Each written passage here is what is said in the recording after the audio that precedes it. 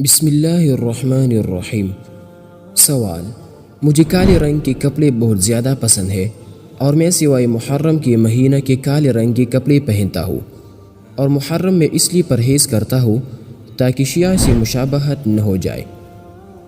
آپ یہ فرما دی کہ شرعی لحاظ سے اس میں کوئی قباحت تو نہیں ہے۔